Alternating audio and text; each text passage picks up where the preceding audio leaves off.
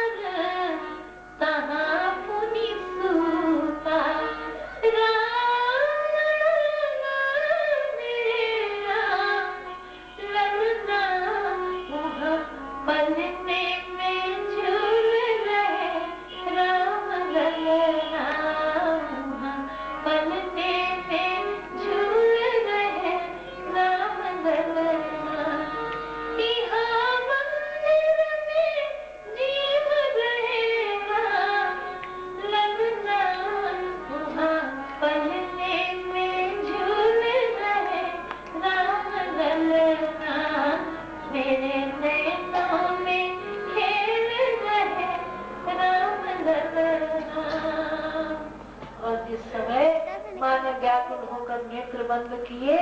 भगवान ने उस समय दिखरावा मात ही निज अद्भुत रूप अखंड, रोम रोम प्रति लागे कोटि कोटि ब्रह्मांड। माँ तो पसीने पसीने हो गई। ठाकुर जी फिर छोटे से हो गए। माँ ने कहा बाबू ये क्या किया? राम जी ने कहा माई तुम्ही ने तो कहा था ब्रह्मांड निकाया निर्मित माया रोम रोम प्रतिवेद कहे, तो हमने सोचा माँ को दिखा ही देते हैं कि कैसे रोम रोम में मेरे ब्रह्मांड लटके हुए हैं। माँ कहती है बेटा कुल के देवता रंगनाथ जी का भोग तुमने क्यों झूठा कर दिया? राम जी ने कहा माई हमसे सहा नहीं गया, जन्मदिन हमारा और भकोसे रंगनाथ, ये तो कोई बढ़िया बात नहीं है। माँ ने कहा बेटा लेकिन क्या रंगनाथ जी ने तुमको मना नहीं किया, डांटा नहीं? राम जी कहते हैं डांटा था ना माई। रंगनाथ जी ने कहा भागो यहाँ से, ये रंगनाथ जी का भोग है। हमने कहा तुम रंगनाथ हो तो हम भी कुछ हैं। रंगनाथ जी ने कहा तुम क्या हो? कहा हम उछंगनाथ।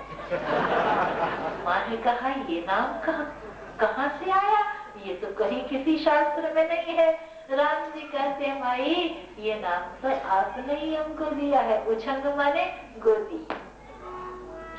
कबहू उछंग कबहू बर पगना, कबहू उछंग कबहू बर पगना, मातु दुलारी कही प्रिय ललना।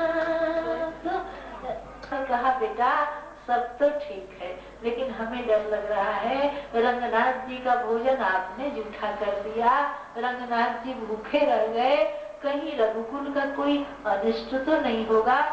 राम जी ने कहा ए माई एक बात मेरी ध्यान से सुन ले, तेरा लड़का कोई ऐसा वैसा नहीं है। अरे अथा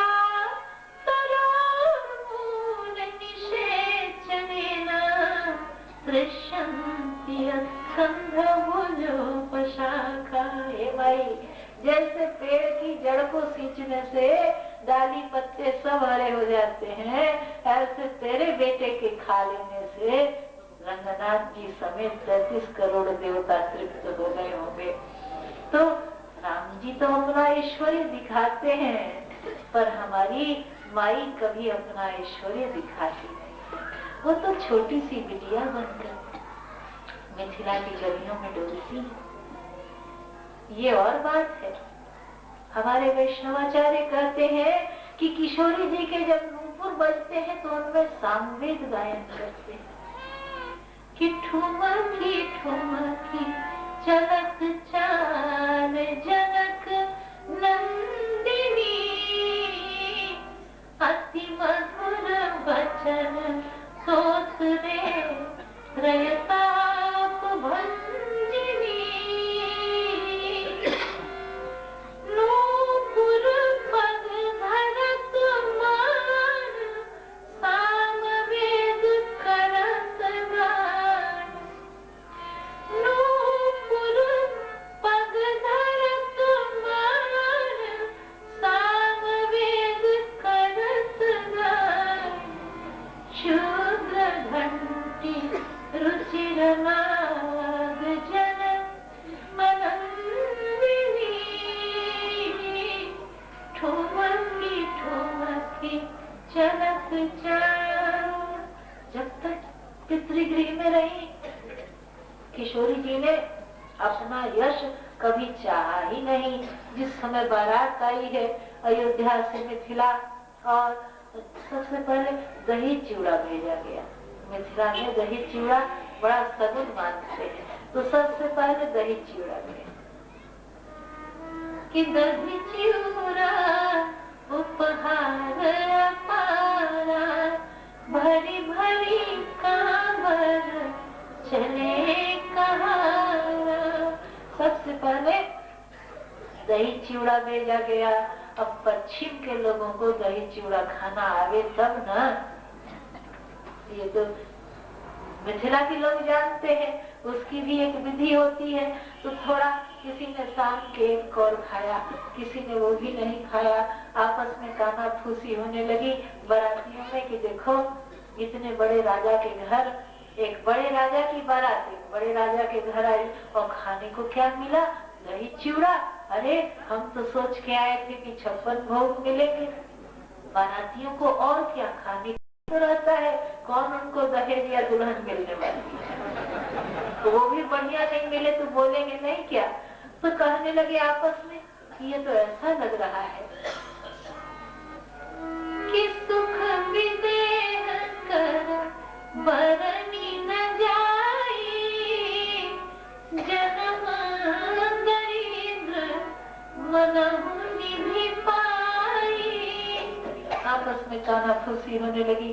लगता है किसी जन्म दरिद्र के घर बारात आ गई है, थोड़ा भी बढ़िया प्रबंध नहीं है। ये जब किशोरी जी के कानों तक समाचार पहुंचा है, नेत्र भर आए।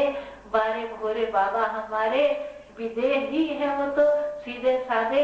अब बिटिया बाबा के घर इसलिए तो नहीं जन्मी थी कि बारातियों का बुलाना सुनने को मिलेगा। हमारे बाबा को ममता से हृदय भर आया रानी बेटी का। वही बेटी के मन में जितनी ममता होती है पिता के लिए, बेटे के मन में कभी हो सकती है क्या? इतनी ममता। कहा हमारे बाबा का नाम मिटे, ऐसा हो नहीं सकता।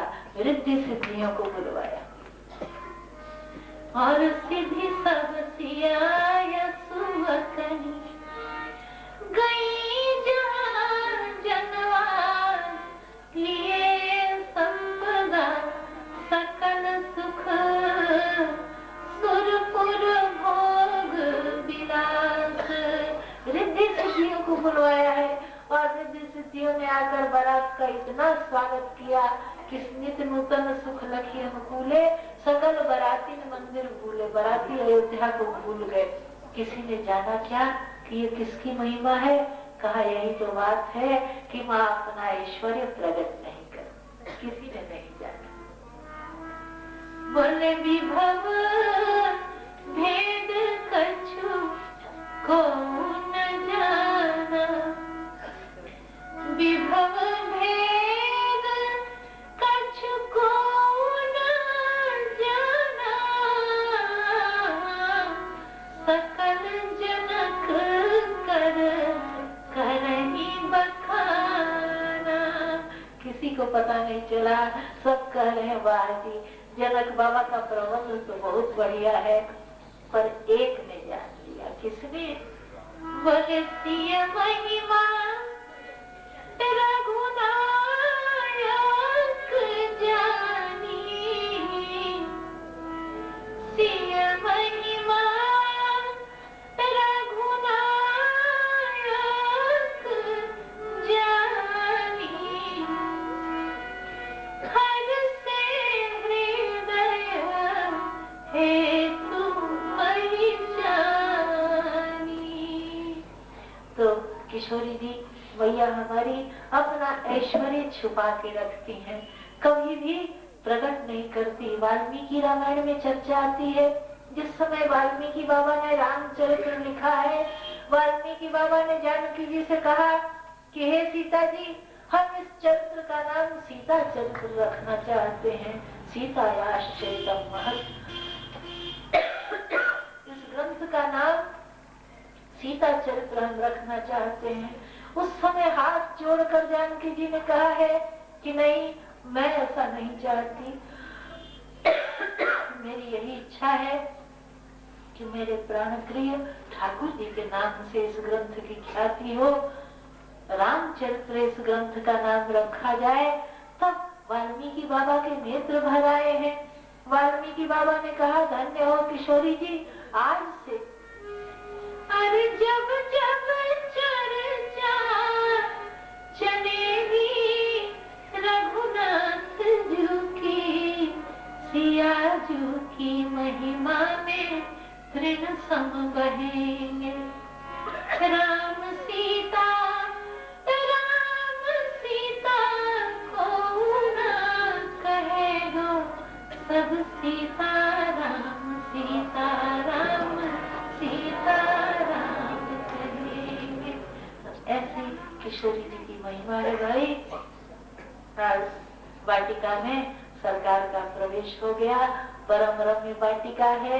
इसलिए कल हम आपसे निवेदन कर चुके हैं यह वाटिका केवल एक कारण से परम रम्य है कि इसमें आकर ठाकुर जी को सुख मिल रहा है। जहाँ राम जी सुखी हो वही स्थान सुंदर है, बाकी किसी चीज का कोई मतलब नहीं। काकभूषण जी से जब गरुड़ जी की भेंट हुई, गरुड़ जी ने कहा मन ही मन इतनी सुंदर राम कथा का वक्ता और कौआ कोई बढ़िया शरीर धारण कर सकते हैं। काकभूषण जी के संकल्प में इतनी शक्ति है, चाहे तो सुंदर हंस बन के कथा कहे। लेकिन काकभूषण जी ने गरुड़ जी के मन की बात समझ ली। कहा गरुड़ जी आपको लगता है कि हमारा शरीर सुंदर नहीं है, अपावन है, असुंदर है, लेकिन हमको तो लगता है कि हम बहुत सुंदर हैं। क्यों? मन सोई पावन सोई सुभग शरीरा, सोई पावन सोई सुभग शरीरा, जो तन पाई भले रघुवीरा, जो तन पाई भले रघुवीरा। काकभूषण जी कहते हैं गरुड़ जी हमको लगता है कि हमसे सुंदर तो कोई हो ही नहीं सकता, क्योंकि यही काक शरीर है।